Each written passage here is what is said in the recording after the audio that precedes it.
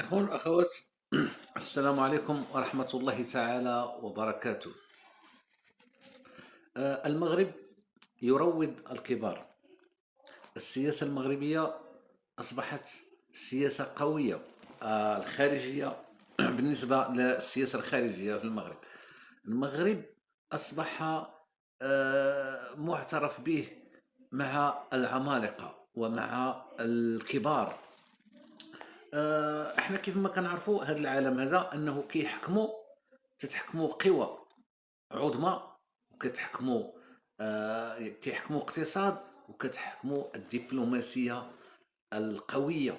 يعني إلا بغينا نعرفوا الدولة واش عندها قوة، وهي أنها كتفرض، خاصها تكون كتفرض الوجود ديالها على المستوى الدبلوماسي، يعني مع الدول الكبرى، تكون عندها صيت وعندها كلمة وعندها، ماشي يعني القوة فقط أو التسلح هو اللي كيبرهن على أن الدولة قوية، ولكن حتى الدبلوماسية أو الخارجية ديال الدولة كتلعب دور كبير. السياسة الخارجية ديال الدولة، اللي هذا النهج اللي نهجو الملك محمد السادس نصره الله، انه عطى واحد الاهميه باش يبرز المغرب مع الدول القويه دبلوماسيا. وكيف ما كنشوفوا المغرب اصبح يعني حديث العالم بالنسبه للاخلاق السياسيه.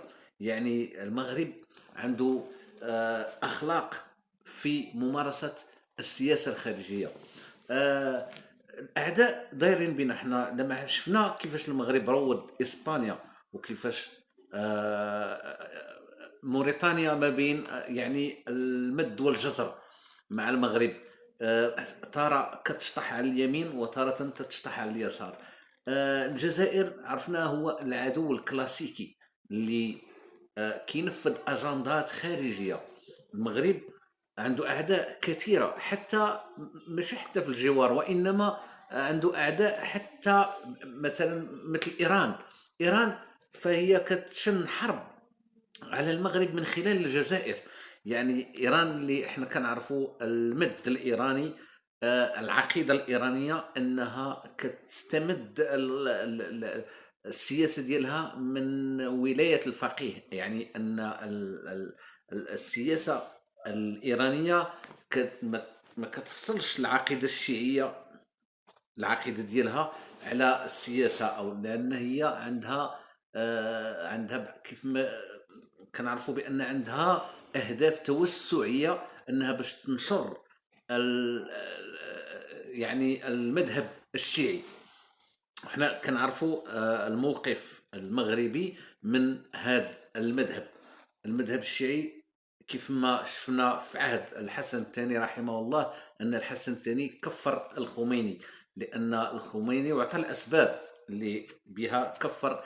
كيف ما الاخر كان تيكفر المغاربه وكفر السنيين، هما الشيعة خصوصا كيكفروا السنيين. يعني السني هو العدو الاول عند الشيعة. شفنا اشنو دارت ايران في سوريا وفي العراق من قبل. شفنا صدام كيفاش تعدم بهذيك الطريقه، وكيفاش حضروا ليه كبار الشيعة المعممين.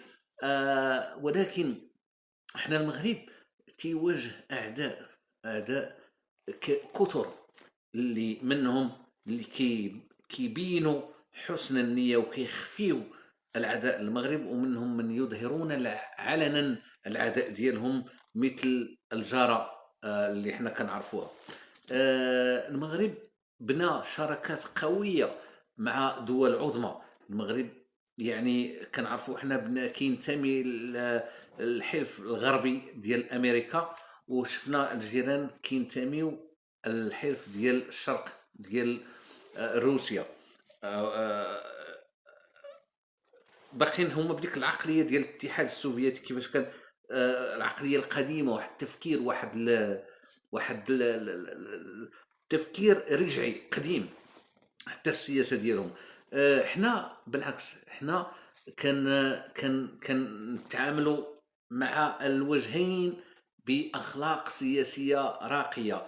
كيفاش حنا مع الحلف الامريكي وحنا في نفس الوقت علاقتنا طيبه مع الروس. الجيران شفناهم كيفاش فقدوا بزاف ديال الشركاء ديالهم والاباء بسوء تدبير في السياسه الخارجيه.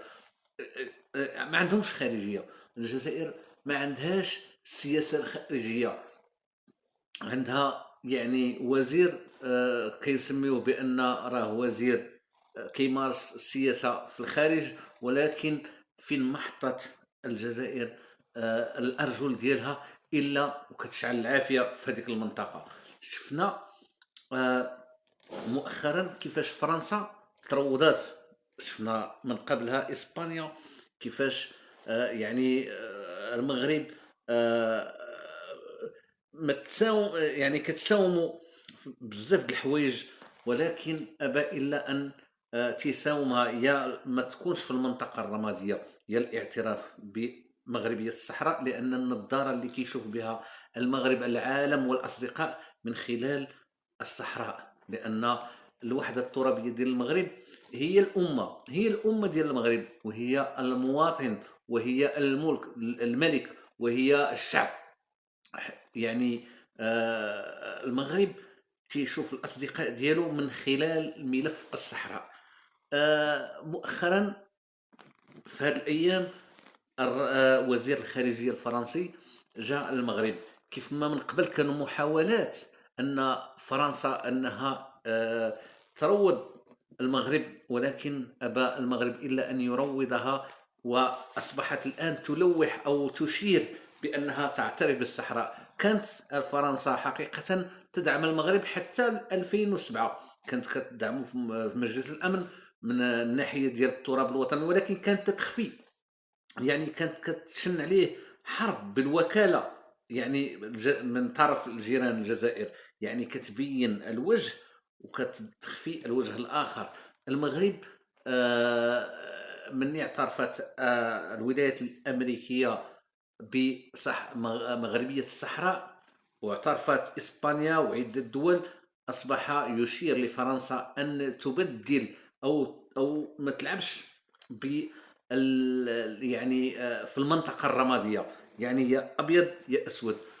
شفنا مؤخرا كيف ما قلنا وزير الخارجيه الفرنسي جا المغرب، وشفناه كيفاش اصبح كيردد كلام انه المغرب، الصحراء المغربيه بالنسبه للمغاربه فهي مساله وجود.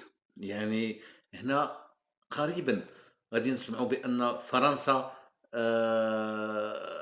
اعترفت بالصحراء. هذا اعتراف مبدئي، كيف ما كنعرفوا في المساله ديال المناوره في الاعتراف. المغرب قطع العلاقات مع فرنسا في عدة مجالات اقتصادية، وعرفت المغرب المكانة ديالو بأنه هو من خلاله غادي يعني المشاريع ديالو والمصالح الفرنسية من خلال المغرب وليس بدون المغرب. الآن أصبحت فرنسا تعي جيدا أن المغرب أصبح بلدا قوي، وما كتستفدش من الجهة الآخر، الجانب الآخر اللي هو الجزائر.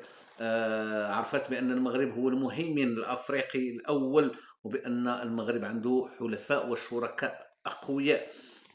هناك ضغوط من في الحكومة ديال ماكرون بأن هو خسر. ماكرون كيف ما تنعرفوا هو واقيلا افشل رئيس فرنسي. ولات عليه ضغوطات انه خسر المغرب، انه خسر عده دول، خسر فرنسا بزاف د الحوايج، خسر فرنسا السمعه ديالها. والان اصبح بغى يصلح بهذه الطرق انه بغى يعترف بمغربيه الصحراء. والان تنشوفوا العزاء في الجانب الاخر عند اعداء المغرب، انهم استدعوا بغاو ان فرنسا يعني تبرهن او تبرر الموقف ديالها، كيفاش علاش الوزير الخارجيه الفرنسي مشى للمغرب. ولا خايفه من هذا الجانب ان فرنسا انها تعترف بمغربيه الصحراء، لان أصبحت الجزائر دويلة يعني محاصرة من كل جوانب، مع أن المغرب أصبح تيمتلك القوة الدبلوماسية اللي كتجعل الجزائر محاصرة من عدة جوانب. وهذه فرنسا اللي هي دولة قوية وإسبانيا اللي هي دولة قوية، أما الجزائر فكنعرفوا بأنها هي بلد يعني ليس بذاك البلد القوي اللي كي يحظى بكلمة قوية أمام الدول العظمى أو في مجلس الأمن، أو ولكن المغرب أصبح له كلمة قوية، وأصبح يهيمن على القرار الدولي. وهكذا نحب المغرب، والله يهدي ما خلق. والسلام عليكم ورحمة الله تعالى وبركاته.